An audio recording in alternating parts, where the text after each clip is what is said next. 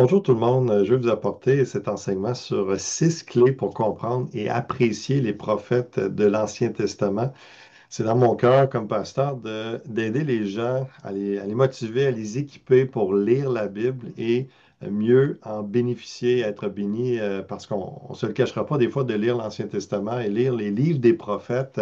C'est pas toujours évident de saisir pourquoi il est en train de dire ça à telle nation, etc.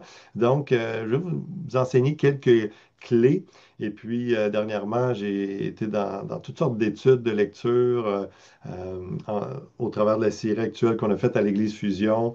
Et j'ai parlé beaucoup des prophètes Daniel, Jérémie, Ézéchiel. Et puis, donc, ça m'a mis dans ce bain-là. Puis vraiment, j'ai à cœur de vous partager ça. N'hésitez pas en écoutant cet enseignement-là. Et par la suite, si vous avez des questions à me partager, juste à l'écrire dans le chat ou les commentaires. Ça peut peut-être, vos questions, vos commentaires vont inspirer peut-être une autre capsule pour compléter si nécessaire. Alors, avec grand plaisir, on se lance là-dedans. Et la première clé qui est importante à saisir, c'est de connaître Lévitique 26 ou Deutéronome 28. Le livre du Deutéronome, ça veut dire deuxième loi. Donc, c'est le résumé, c'est la répétition de tout ce que Moïse a reçu comme enseignement, comme révélation de Dieu à communiquer au peuple d'Israël. Alors, et tout est résumé à l'intérieur de ça. Et c'est important, on va regarder quelques versets de Deutéronome chapitre 28. C'est important de le saisir parce que les prophètes, lorsqu'ils parlent à Israël, on est dans le contexte Ancien Testament, Ancienne Alliance, et on parle de l'époque où il y a eu donc, formation de la nation d'Israël. On a eu Abraham, Isaac et Jacob. Jacob a eu 12 fils. Il y a eu les 12 tribus qui ont sorti de lui, 12 tribus d'Israël. Donc, on parle du peuple d'Israël dans ce contexte-là. Et il y a eu des juges, il y a eu des différents chefs militaires et des rois qui ont dirigé le peuple d'Israël. Et il y a eu des prophètes qui ont prophétisé, parlé au nom de Dieu au peuple de Dieu. Donc, pour donner des paroles, évidemment, inspirées de Dieu, pour les enseigner, pour les reprendre, pour les guider, les encourager, etc. Mais c'est de comprendre que ces hommes-là et ces femmes-là étaient remplis du Saint-Esprit, mais ne parlaient pas, comme on dit en bon français, out of nowhere. Ils ne parlaient pas à partir d'aucun texte biblique, aucune base biblique. Non, ils parlaient avec la base, le fondement de la loi qui est décrit dans Deutéronome chapitre 28. Et ça nous aide à comprendre lorsqu'il y a plusieurs fois dans les livres des prophètes des annonces de jugement, de malédiction, que ça ne représente pas la sévérité ou la méchanceté de Dieu ou d'un Dieu en colère, ça représente sa justice. C'est-à-dire que Dieu a déjà averti, déjà annoncé son attente. Quelle est l'entente et l'alliance entre Dieu et Israël? Mais c'est décrit dans les 5 premiers livres de la Bible et les prophètes, qui est résumé dans Lévitique 26, Deutéronome 28, entre autres. Et les prophètes se basent sur cette loi-là pour voir si le peuple est dans la droiture, dans la justice ou si ils sont dans la désobéissance, dans le péché. Et là, ils vont annoncer des choses par rapport à ce que Dieu leur montre, leur dit, mais par rapport aussi à cette source, cette base biblique qui est la loi de Dieu. Alors, ça démontre, comme j'ai dit, euh, la justice de Dieu, toutes les prophéties, parce que Dieu a averti son peuple longtemps à l'avance et il a rappelé sa parole souvent plusieurs années, plusieurs fois, des avertissements qu'il donne au travers des prophètes par rapport justement à la loi, l'entente qu'il y avait eu au travers de Moïse bien des années, décennies auparavant.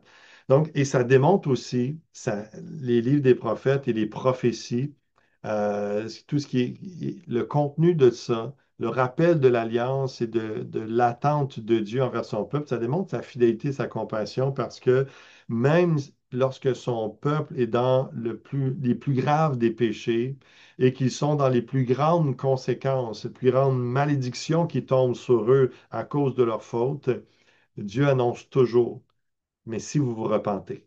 Mais si vous obéissez à ma parole, si vous revenez à moi de tout votre cœur, voici ce qui va arriver. Et Dieu annonce toujours la possibilité d'une repentance, d'une grâce de Dieu, sa compassion, son pardon, parce que c'est ce que Dieu veut en bout de ligne, un peuple obéissant et béni.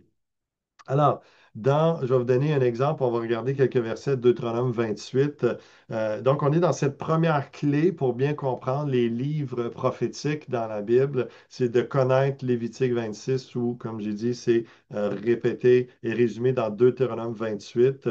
Donc, dans l'introduction, quelqu'un disait que de Deutéronome 28, les menaces sont développées avec beaucoup plus d'ampleur et de force que les promesses, car l'homme naturel se laisse plus facilement impressionner par la sévérité de Dieu que par sa bonté.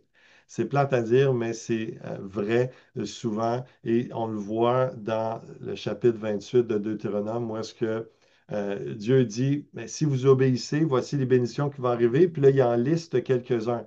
Puis quand il arrive aux malédictions, mais si vous désobéissez, un prophète va vous avertir, mais voici, si vous ne vous repentez pas, voici les conséquences qui vont arriver. Et là, la liste est longue de conséquences. Alors, verset 1, Deutéronome 28, si tu obéis à l'Éternel ton Dieu, en respectant et en mettant en pratique tous ces commandements que je te prescris aujourd'hui, l'Éternel, ton Dieu, te donnera la supériorité sur toutes les nations de la terre. Voici toutes les bénédictions qui se déverseront sur toi et seront ton lot lorsque tu obéiras à l'Éternel, ton Dieu. Tu seras béni dans la ville et dans les champs. Tes enfants, le produit de ton sol, les portées de tes troupeaux, de ton gros, de ton petit bétail, tout cela sera béni. Ta corbeille, ta huche seront bénies. Tu seras béni à ton arrivée et à ton départ. L'Éternel te donnera la victoire sur les ennemis qui se dresseront contre toi. Ils sortiront contre toi par un seul chemin, et c'est par sept chemins qu'ils fuiront devant toi. Donc, ça, c'est des exemples d'encouragement, de bénédiction que les prophètes ont rappelé à Israël et de dire, vous obéissez, et voici, si vous obéissez, ce que Dieu va faire, il veut vous bénir, vous multiplier, vous faire prospérer. Verset 8, l'Éternel ordonnera à la bénédiction d'être avec toi dans tes greniers et dans toutes tes entreprises. C'est intéressant comment c'est dit, l'Éternel ordonnera à la bénédiction. Il ordonne la bénédiction sur son peuple et il te bénira dans le pays que l'Éternel, ton Dieu, te donne. Tu seras pour l'Éternel un peuple saint comme il te l'a juré. Lorsque tu respecteras les commandements de l'Éternel ton Dieu et que tu marcheras dans ses voies, tous les peuples de la terre verront que tu es appelé du nom de l'Éternel et ils auront peur de toi. L'Éternel comblera de bien en multipliant tes enfants, les portées de tes troupeaux, les produits de ton sol, etc. L'Éternel t'ouvrira son bon trésor, le ciel, pour envoyer au moment voulu la pluie sur ton pays et pour bénir tout le travail de tes mains. Tu prêteras à beaucoup de nations et tu ne feras pas d'emprunt.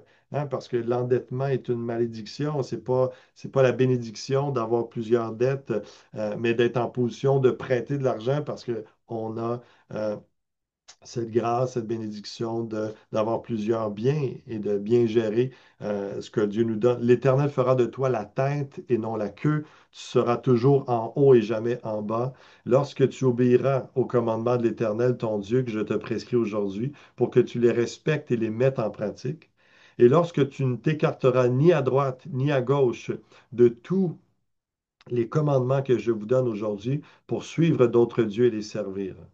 Et là, donc, c'est 14 versets encourageants, plein de bénédictions au peuple de Dieu. Et là, voici ce qu'il dit à partir du verset 15. En revanche, si tu n'obéis pas à l'Éternel ton Dieu en respectant et mettant en pratique tous ses commandements et toutes ses prescriptions que je te donne aujourd'hui, voici toutes les malédictions qui t'atteindront et seront ton lot. Tu seras maudit dans la ville et dans les champs. Ta corbeille et ta huche seront maudites. Donc, il reprend tous ceux qui étaient positifs. Là, maintenant, c'est l'inverse. S'il y a désobéissance, tes enfants, le produit de ton sol, les portées de ton gros et ton petit bétail, tout cela sera maudit. Et là, ça continue. Il y a une quarantaine, cinquantaine de versets qui décrivent toutes les conséquences à la désobéissance d'Israël. Verset 21. L'Éternel attachera la peste à toi jusqu'à ce qu'elle t'élimine du territoire dont tu vas entrer en possession. Verset 23, le ciel au-dessus de ta tête sera de bronze et la terre sous tes pieds sera de fer. Donc, comme malédiction, c'était la maladie. C'était la famine qui venait, hein, la sécheresse, le ciel est d'airain, ça ne coule plus, le ciel ne fait plus couler de pluie. Verset 25. Là, une autre intensité, un autre grade de conséquence. L'Éternel te fera battre par tes ennemis. Tu sortiras contre eux par un seul chemin, et c'est par sept chemins que tu fuiras devant eux. Tu seras un objet d'effroi pour tous les royaumes de la terre, mais dans le sens inverse de ce qu'il disait au début dans les bénédictions. Donc, dans le summum des conséquences, des malédictions que Dieu disait et qui étaient annoncées par les prophètes, c'était que si les années passent et que ton cœur reste endurci, ô Israël, voici que tu ne seras plus victorieux sur les ennemis. Ça va être l'ennemi à qui je vais leur donner la victoire. Et la conséquence suprême après ça, c'était l'exil. Donc, Israël perdait, était en défaite totale, et puis il se faisait déporter, donc rendu esclave. Le peuple d'Israël était rendu esclave et emmené dans d'autres pays, entre autres Babylone, par exemple. Alors, si on regarde d'autres de versets dans Deutéronome 28. Tes fils et tes filles seront livrés à un autre peuple. Tes yeux le verront et languiront constamment après eux, mais ta main restera sans force. Et lorsqu'on lit le livre de Daniel, dans les premiers chapitres, c'est là qu'on voit, c'est exactement ce qui arrive. Daniel est avec ses amis et un de ceux qui fait partie des fils du peuple d'Israël et qui est amené à Babylone parce que le roi de Babylone veut les gens de famille noble et de beaux jeunes hommes, comme nous dit le texte, qui ont l'intelligence et que les Babyloniens vont enseigner, éduquer. Mais imaginez, c'est l'opprobre, c'est la honte, c'est les conséquences, dirais, de leur péché, de faire en sorte qu'ils perdent leur progéniture, qu'ils perdent leurs enfants et qui vont être babylonisés, hein, qui vont être influencés et enseignés pour être des leaders influents à Babylone et non à Israël. Et donc, c'est la honte pour eux. Si on termine le Deutéronome 28, verset 43, l'étranger en séjour chez toi s'élèvera toujours plus au-dessus de toi, et toi, tu descendras toujours plus bas. Il te fera des prêts, et toi, tu ne pourras pas lui en faire. Il sera la tête, et toi la queue. Toutes ces malédictions t'atteindront. Donc, il y a vraiment plein de descriptions.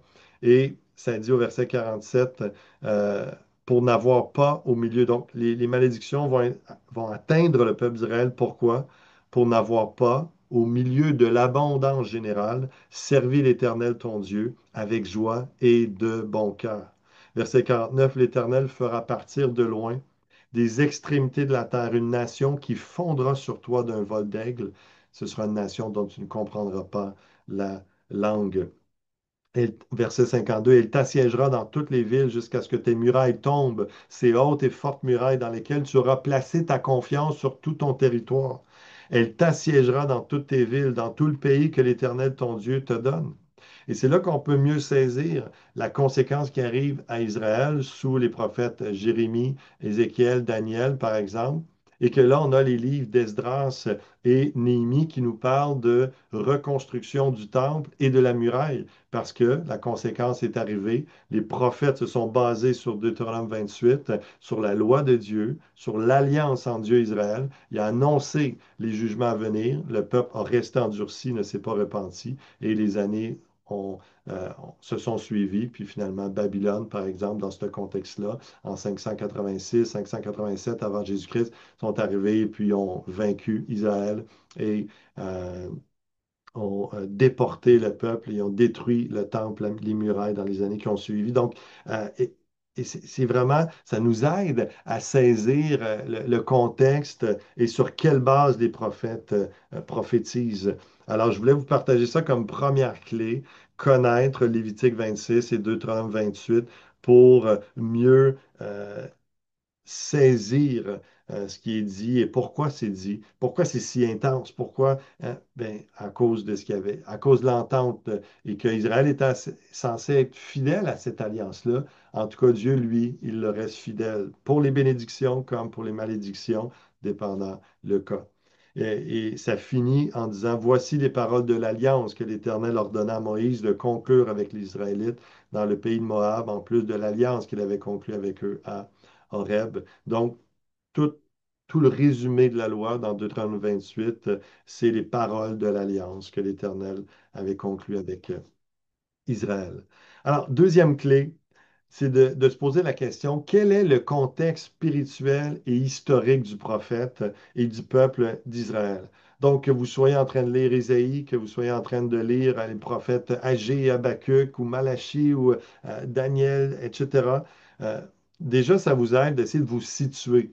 En tout cas, moi, ça m'aide de savoir, ce prophète-là a prophétisé, est-ce qu'il prophétise pour la tribu du Nord, tribu du Sud? De savoir un petit peu l'historique, de savoir il se situe où géographiquement.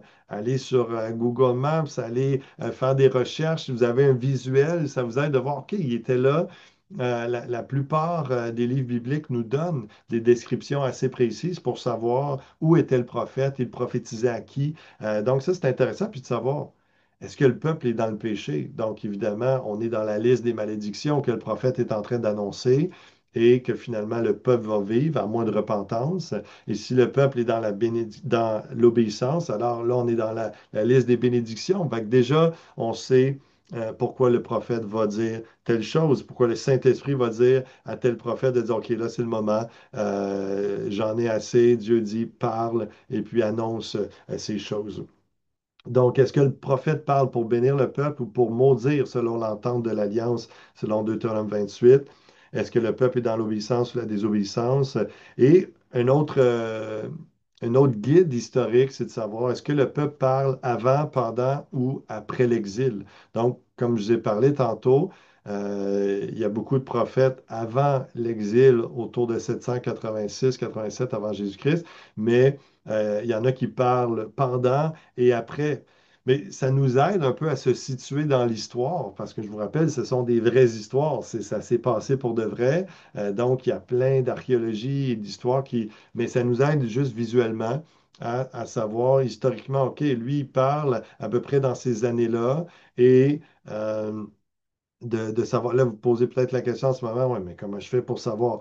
Mais la plupart des livres s'introduisent et disent où est-ce qu'ils sont, à quelle époque. Sinon, utilisez notre ami Google, vous tapez à quelle époque ce livre a été écrit, et puis vous avez déjà un contexte sociopolitique, contexte spirituel, contexte historique, ça vous aide, et là, vous êtes situé pour voir dans quel contexte, encore une fois, le prophète est en train de parler. Ça nous aide à imaginer puis à comprendre, voir pourquoi Dieu ici, parfois rendu impatient et j'allais dire exténué ou parce que ça fait des dizaines d'années que le peuple s'endurcit et commet toutes sortes d'atrocités jusqu'à, par exemple, des fois passer leurs enfants au feu ou adorer toutes sortes d'autres dieux. Et d'ailleurs, ils brûlaient, ils sacrifiaient des enfants pour d'autres divinités, attirer leur attention, leur bénédiction. Donc, c'était la plus grande insulte qu'ils pouvaient faire à Dieu d'adorer d'autres dieux. Alors, c'est pour ça que Dieu finissait par sévir. Mais ça nous aide. Donc, deuxième clé, quel est le contexte spirituel, historique du prophète et du peuple d'Israël? Ça nous aide à se situer un peu dans ce qu'il dit. Troisième clé, c'est de chercher qui sont les rois ou les nations en question. Parce que des fois, il y a une succession de rois et dans le même livre de prophètes, le prophète peut avoir prophétisé pendant le règne de deux, trois, quatre rois différents. Donc, si on ne saisit pas ça, il y a une certaine chronologie habituellement, pas toujours dans les livres prophétiques, c'est pas toujours évident à suivre, mais au moins si on sait, euh, à savoir c'est qui ce roi-là, il vient d'où, et puis et de savoir, bon, il est en train le prophète Jérémie est en train de parler des malédictions, des jugements à venir sur telle nation, il parle plus d'Israël, ben c'est qui ça, ces nations-là? Exemple, Ésaïe, chapitre 34, verset 5, Mon épée s'est enivrée dans les cieux. Voici, elle va descendre sur Édom, sur le peuple que j'ai voué à l'extermination pour le chantier. Donc, si vous êtes en train de lire votre chapitre du jour, vous êtes dans Ésaïe 34, puis là, vous lisez ça, vous n'avez aucune idée là, de qui on parle et pourquoi. Donc, euh, alors là, je vous invite à vous arrêter, à faire une petite recherche pour profiter un peu plus de votre lecture, en bénéficier et que ça puisse vous amener à acquérir une plus grande connaissance de l'histoire d'Israël, de l'Ancien Testament et comprendre plus pourquoi Dieu dit ça, pourquoi tel prophète parle ainsi et qu'est-ce qu'on peut en retirer pour notre propre vie aussi dans ce contexte-là. Mais on peut voir que on saisit que Dieu châtie aussi les peuples qui châtient Israël. C'est quelque chose parce qu'il y a des jugements annoncés par les prophètes sur Israël, selon Deutéronome 28, mais parfois Dieu utilise une autre nation pour châtier Israël. Et après ça, par justice et amour pour son propre peuple, Dieu va châtier cette nation-là. Alors, c'est ça le contexte qui nous aide à saisir. Puis, par exemple, si vous faites une petite recherche avec une concordance sur Internet, vous tapez concordance biblique, et puis là, vous tapez le mot Édom.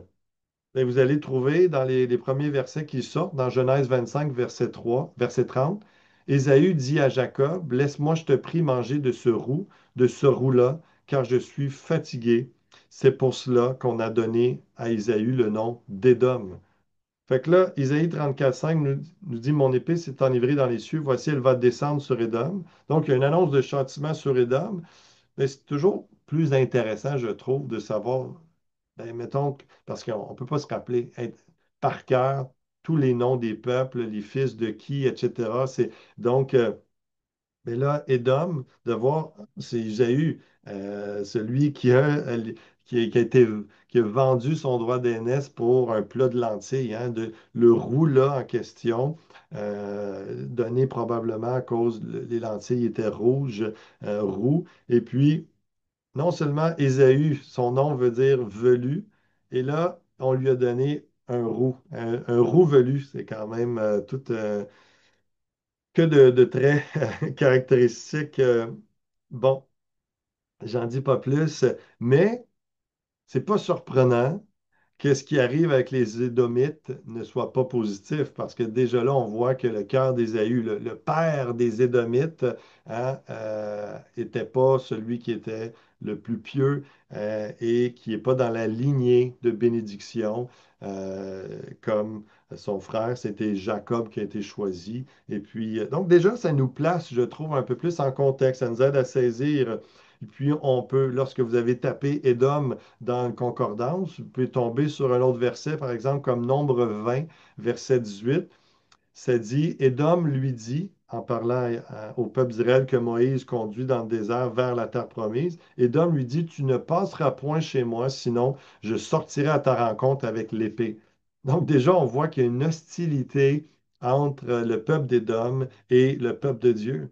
Et de voir qu'éventuellement Dieu va les châtier, les punir, ben, on saisit un peu plus pourquoi Dieu parle d'Édom et qui c'est Édom. Et là, si vous n'avez même pas de capacité à trouver une concordance biblique, ben encore plus simple, tapez dans Google qui est le peuple d'Édom dans la Bible, et puis vous allez avoir une réponse comme ça. Dans la Bible, le peuple d'Édom est présenté comme les descendants d'Ésaü, le frère de Jacob, et est souvent associé à la région montagneuse du Séhir, située au sud de la terre d'Israël.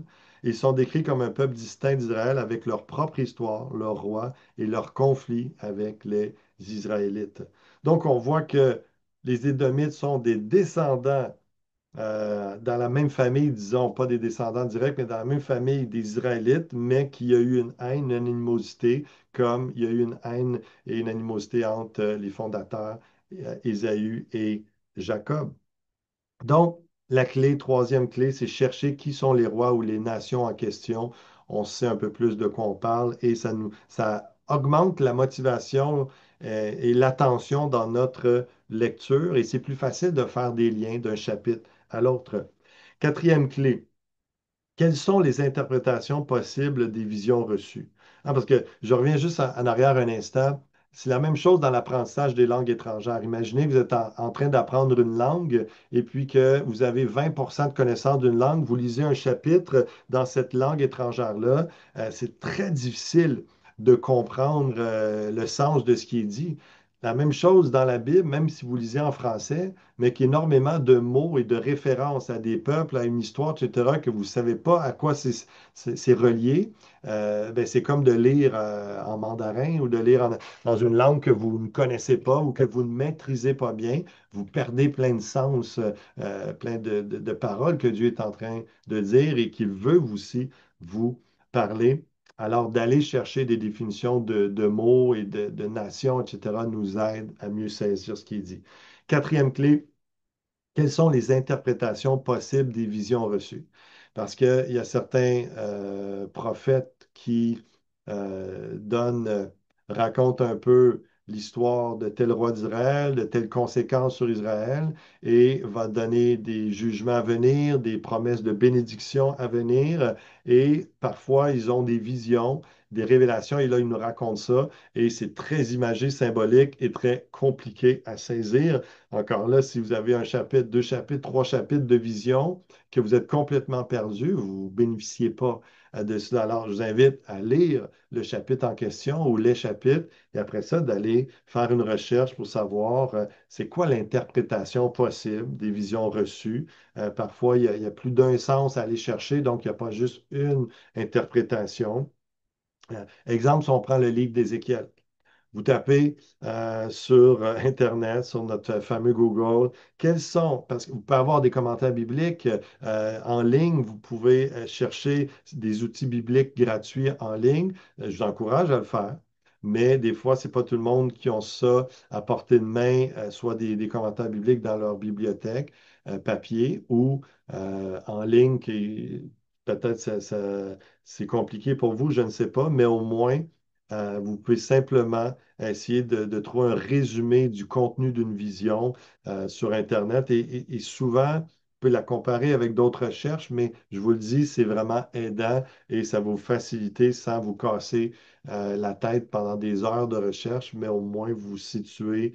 Tout ça dans le but, ce que je vous partage, c'est vous aider à comprendre, à motiver votre lecture biblique, à lire davantage et à mieux en profiter, à mieux comprendre ce qui est dit dans l'Ancien Testament. Alors, je reviens à l'exemple de Ézéchiel. Il y a certains chapitres où est-ce où il reçoit des visions. C'est très apocalyptique. C'est un langage très imagé de bêtes et de tout ça, un peu comme Daniel également et comme le livre de l'Apocalypse dans le Nouveau Testament. Évidemment, tout ça est relié dans le symbolisme, dans le langage. Pour comprendre l'Apocalypse, il faut comprendre le langage de Daniel et d'Ézéchiel. Et donc, les visions d'Ézéchiel, si vous tapez la question, quelles sont les interprétations des visions d'Ézéchiel dans la Bible? Donc, vous allez avoir un résumé et vous allez avoir plein d'articles que vous pouvez aller lire pour aller en détail si vous voulez aller plus profondément. Mais vous allez recevoir un résumé du genre, les visions d'Ézéchiel telles que décrites dans la Bible sont riches en symbolisme et ont été interprétées de diverses manières. La plus célèbre est la vision du char céleste, interprétée comme une manifestation de la gloire de Dieu et de sa souveraineté, souvent liée à la présence divine, même en exil. Une autre vision marquante est celle des ossements desséchés, symbolisant la résurrection du peuple d'Israël et son retour en terre promise après l'exil à Babylone. Alors déjà, juste avec ça, je trouve que c'est plus aidant, mais vous pouvez aller, si vous êtes dans un chapitre précisément, vous venez de voir la vision, vous avez souvent le titre de la vision, vous tapez quel est le sens quelle est l'interprétation de la vision du char céleste, de la vision de tels animaux, etc. Dans le chapitre X de Ézéchiel, vous allez avoir un résumé intéressant, puis ça vous aide dans votre réflexion, dans votre lecture et votre compréhension. Il y a ce qu'on appelle aussi parfois dans l'Ancien Testament, dans les prophéties, des doubles visées. Donc, le prophète parle et la même prophétie a une portée, a un impact pour le présent ou le futur proche d'Israël et parfois une portée messianique, c'est-à-dire qui a rapport avec la venue de Jésus-Christ ou l'Église plus tard. Donc, il y a encore là, ça, c'est intéressant à savoir. On est toujours dans la quatrième clé. Quelles sont les interprétations possibles des visions reçues, au lieu de simplement passer un chapitre après l'autre, mais de vous arrêter, faire une petite recherche, ça motive de lire le prochain chapitre et d'en tirer bénéfice. Donc, je disais tantôt, on peut, par rapport aux doubles visées, on peut écrire également sur Internet. Quel exemple d'une prophétie d'Ézéchiel dans la Bible a une double visée, c'est-à-dire pour Israël à leur époque et une pour l'Église chrétienne? Vous tapez ça, vous allez avoir une réponse du genre, la prophétie d'Ézéchiel sur la vallée des ossements desséchés, Ézéchiel 37, est un exemple frappant d'une prophétie avec une double visée. Initialement, elle offre un message d'espoir et de restauration pour le peuple d'Israël exilés en Babylone, symbolisant leur possible renaissance spirituelle et physique. Plus tard, cette prophétie est interprétée dans le contexte chrétien comme une image de la résurrection spirituelle de l'Église avec le souffle divin, apportant la vie nouvelle à ceux qui sont spirituellement morts. Donc, c'est beaucoup plus intéressant de lire des prophéties de l'Ancien Testament, sachant que, waouh, ça me rejoint aussi en tant qu'enfant de Dieu par la foi en Jésus-Christ. Le Nouveau Testament nous dit que nous sommes nés de nouveau par l'Esprit, que nous passons de la mort à la vie, et Ézéchiel 37 avait prophétisé cela. Alors, c'est intéressant, je trouve, d'aller dans ce sens-là. Donc, quatrième clé, quelles sont les interprétations possibles des visions reçues? Allez faire quelques recherches là-dessus, et puis ça va vous édifier. Cinquième clé, il y en a six au total. On est dans l'avant-dernière déjà.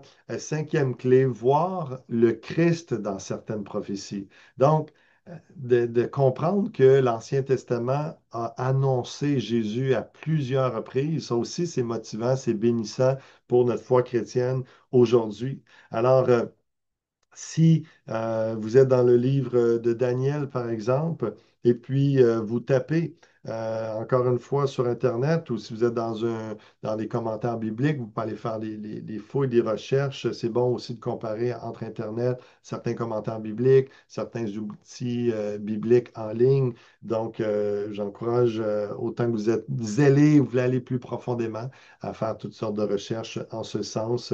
Ça va vraiment motiver votre lecture, c'est certain. Mais dans Daniel chapitre 2, il y a le statut et le royaume, la statue et le royaume éternel. Hein, dans Daniel chapitre 2, les versets 31 à 45, ça nous parle dans le contexte de, c'est Nabuchodonosor, roi de Babylone, qui fait un rêve d'une statue composée de différents métaux représentant des royaumes successifs. Alors, encore une fois, on peut trouver ça intéressant, wow, la description du rêve, mais être perdu sur la symbolique, la Bible comme par exemple dans le livre de Daniel, va donner une partie de l'interprétation, mais il y a beaucoup d'éléments qui restent mystérieux. Mais avec le Nouveau Testament, on a aussi d'autres révélations, d'autres compréhensions. Et puis, en faisant ces recherches-là, on peut taper quelle prophétie messianique se trouve dans le livre de Daniel ou dans le chapitre 2 de Daniel, est-ce que ça nous parle de Jésus? Donc, vous allez avoir différentes réponses. Et là, par exemple, dans le chapitre 2, ben, ça nous parle de la prophétie messianique d'une pierre détachée, sans le secours d'aucune main, qui frappe la statue et la détruit, puis devient une montagne qui remplit toute la terre. Si vous allez voir, si vous allez lire le- le- le- les versets de la Bible, vous allez comprendre un peu mieux le contexte, mais je vous fais juste un résumé, je vous donne un exemple de ce qui peut être utile comme chrétien de savoir lorsqu'on lit les livres prophétiques, de voir, OK, ça parle de Jésus, c'est une annonce de qui Jésus va être, de ce qu'il va faire. Et là, ça nous dit que il y a une pierre qui vient du ciel, qui vient détruire la statue et qui va devenir un règne éternel et puissant. Donc, encore là, on est dans l'image, c'est symbolisme, mais l'interprétation messianique, c'est que cette pierre représente un royaume divin qui remplacera tous les royaumes humains. Beaucoup y voient une allusion au règne du Messie, un royaume éternel établi par Dieu. Et qu'est-ce que Jésus est venu être et faire? Être le roi des rois, pas un royaume terrestre, mais un royaume spirituel et éternel. Il est le Dieu fait homme, il est descendu du ciel et sans l'intervention d'aucune aide humaine, il est venu incarner Dieu, établir. Oui, il a passé par la Vierge Marie pour être pleinement homme, mais c'est la puissance de Dieu qui a permis ça, et c'est la puissance de Dieu qui a permis de vaincre le royaume des ténèbres, de vaincre le mal et d'apporter la vie éternelle à tous ceux qui croient en lui, et pour nous faire entrer dans son royaume messianique, dans le royaume éternel de Dieu. Un autre exemple dans Daniel chapitre 7, il y a l'expression du Fils de l'homme. Et combien de fois Jésus s'est appelé lui-même, le Fils de l'homme va souffrir, va entrer dans sa gloire, etc. Donc, mais ça vient de Daniel chapitre 7, entre autres, les versets 13 et 14. Le Fils de l'homme est une figure divine recevant un règne éternel. Interprétation, Jésus utilise ce titre pour lui-même dans les évangiles. Beaucoup de chrétiens interprètent ce passage comme annonçant la venue de Jésus-Christ dans la gloire. Alors, encore une fois, c'est des recherches qu'on peut faire qui nous font profiter davantage d'une vision que le prophète Daniel reçoit et de voir que, waouh, ça parle de notre Jésus, notre Seigneur et Sauveur. Et dernière, donc, c'était la cinquième clé, voir le Christ dans certaines prophéties, c'est-à-dire faire des recherches, de voir, pas chaque prophétie parle de Jésus, mais il y en a plusieurs et ça nous aide à voir qu'est-ce qui est accompli, qu'est-ce qui reste à être accompli, qu'est-ce qui a rapport avec Christ, et puis de voir, wow, Dieu est grand et souverain, il a annoncé ça des siècles auparavant et ça s'est accompli précisément. Plusieurs évangiles ramènent certaines prophéties de Zacharie, de Jérémie, etc. Donc, c'est bon de faire ces liens-là. Et la dernière clé, c'est quelles applications peuvent se faire pour ma vie, hein? Quelles sont les applications pour ma vie dans le livre d'un tel ou tel prophète qu'on lit dans la Bible? Donc, les applications, c'est je fais quoi avec ça? Ça m'apporte quoi? Qu'est-ce qui est à mettre en pratique? Bien, dans bien des histoires, des livres des prophètes, il y a une question de repentance. Alors, on peut se poser la question, est-ce que je dois me repentir d'un mauvais comportement, d'une dépendance, de l'adoration d'une idole dans ma vie? Est-ce que quelqu'un ou quelque chose a pris la place de Dieu dans ma vie? Ça, c'est quelque chose qui revient régulièrement et que Dieu peut nous parler au travers de les livres des prophètes. Est-ce qu'une parole de Dieu peut devenir une promesse d'encouragement pour moi? Hein, il y a plusieurs prophéties qui annoncent le rétablissement d'Israël, que si vous vous repentez, voici ce qui va arriver, je vais vous apporter rafraîchissement, bénédiction et tout ça. Mais il y a des aspects que, comme chrétiens, c'est pour nous aussi.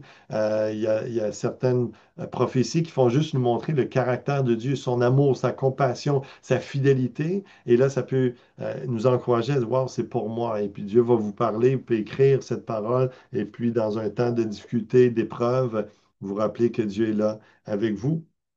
Est-ce qu'il y a une action que je peux poser comme le prophète a fait pour fortifier ma foi? Donc, il y a des choses qu'on peut essayer de voir dans le récit qui est raconté par le prophète. Qu'est-ce que je peux mettre en application dans ma vie? Qu'est-ce qui a rapport avec moi?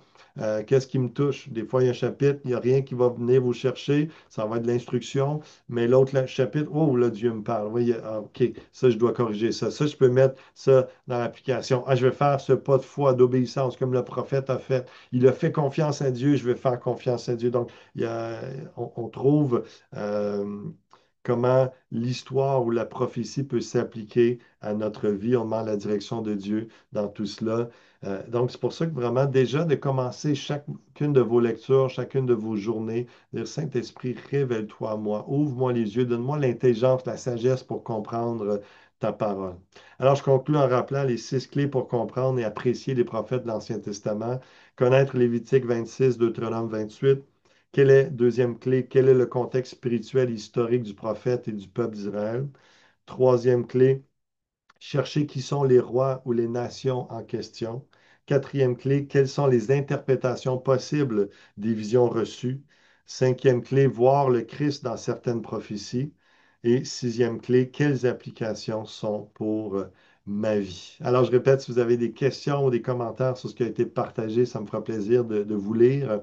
Que Dieu puisse vous bénir, se révéler à vous et vous motive dans vos lectures de la parole et que vous ayez un amour renouvelé pour Dieu et sa parole. Soyez bénis.